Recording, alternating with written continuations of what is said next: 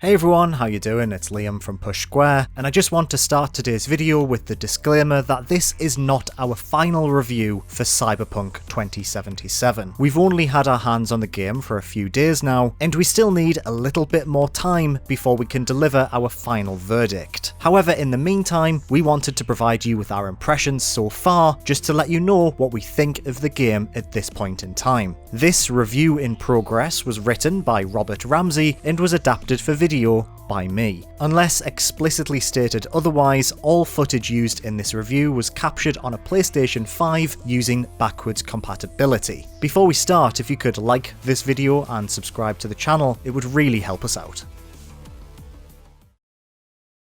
Good God. Over 7 years since that first CG trailer, and this is what we get. We always thought that writing this review was going to be difficult, but CD Projekt Red has made it a lot easier than we had ever imagined. Why? Because Cyberpunk 2077's a damn mess on PlayStation 4, PlayStation 4 Pro, and yes, even PS5 via backwards compatibility. To be brutally honest, it feels like the Polish developer has sold us down the river. We've been covering Cyberpunk 2077 since October 2015 here on Push Square. Off the back of The Witcher 3 Wild Hunt, one of our absolute favourite games of the last generation, we had near unshakable faith in the studio's next project. As the years ticked on, we started noting the lack of console gameplay for Cyberpunk 2077. The open world adventure looked so advanced and next gen during previews, where it was always running on a very high-end PC. But still, our hope remained. Even with all of the delays, we knew that one day we'd be playing Cyberpunk 2077 on a PlayStation console. That day has finally arrived, and the crushing disappointment that we now feel is a bitter pill to swallow. Buried deep beneath the immersion-breaking bugs and shockingly bad performance issues, there's an excellent open-world RPG at the heart of Cyberpunk 2077. The scope and ambition of the game is plain to see, but right here, right now, the title seriously struggles to live up to and maintain its own potential.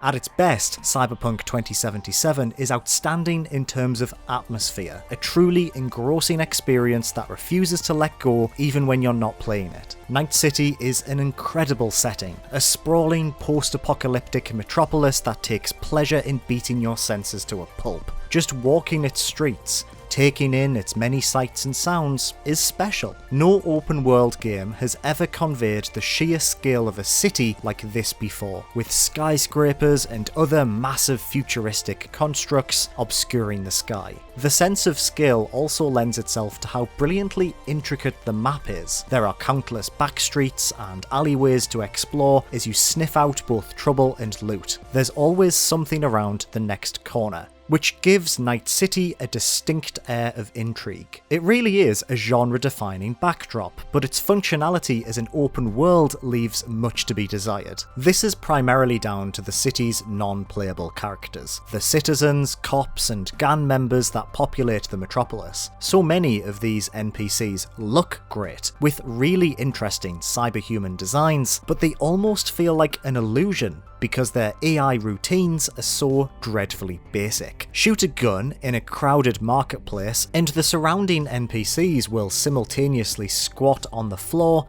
hands over their heads, and they'll just stay like this for ages, instead of running away or attempting any kind of self-defense. Members of the infamous Night City Police Department are arguably even worse. Cyberpunk 2077 features a wanted system similar to what you'd find in Grand Theft Auto. If you go around murdering innocent people, you'll gain a bounty, and the cops will come running, except they don't actually come running, they just spawn right beside you in plain sight and start shooting. Lose your wanted level by fleeing the scene, and they simply vanish into thin air. It beggars belief. But it's the population count that really kills the illusion that this is a living, breathing, dangerously overcrowded hellhole. When you're on foot, just taking a leisurely stroll, the amount of NPCs that the game spawns isn't so bad. It feels reasonably busy, but hop in a vehicle and the population count plummets. You can take the biggest highway in Night City, the one that stretches right across the outer limits, and you'll see maybe 2 or 3 other vehicles. How are we meant to believe that this is one of humanity's most bustling cities when the roads are this barren? It's abundantly clear that sacrifices had to be made in order to get Cyberpunk 2077 running on PlayStation 4, but that's no excuse. On Sony's base system, the game's performance is woeful, with both a dire frame rate and a ridiculous amount of pop-in.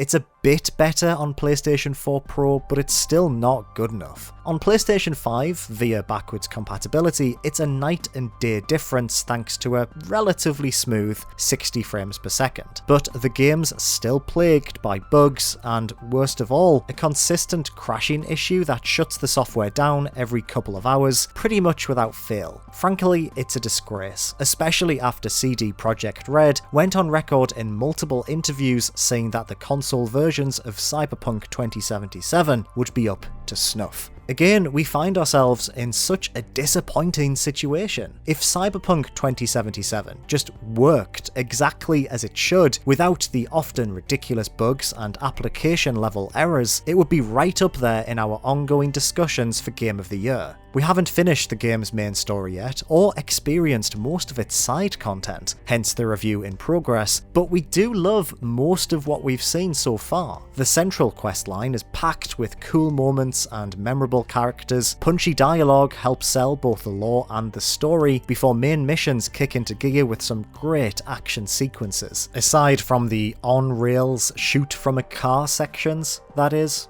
They just feel really outdated. Anyway, Keanu Reeves is killing it as Johnny Silverhand, a digital ghost who takes up residence inside of your character's head beyond the game's opening chapter. We've also had multiple occasions where our actions during side quests have impacted the events of the main story, which is encouraging from a role-playing perspective. We love the conversation system, too. Given that the game takes place almost entirely from a first-person perspective, the dynamic nature of these dialogue scenes is incredibly impressive. Characters get up, walk around, and pause as you chat, giving conversations a very organic feel. When it's not, bugging out, the game just oozes charisma. The immersion factor is usually off the charts during these intense story segments, which makes it downright soul-crushing when a technical problem wrenches you from the moment. We're still playing Cyberpunk 2077 in order to bring you a finished review, but it's impossible to recommend picking this game up at launch on PlayStation 4 or PlayStation 4 Pro. On PlayStation 5 via backwards compatibility, there's still fun to be had, a glimpse of the game's excellent potential, but even then,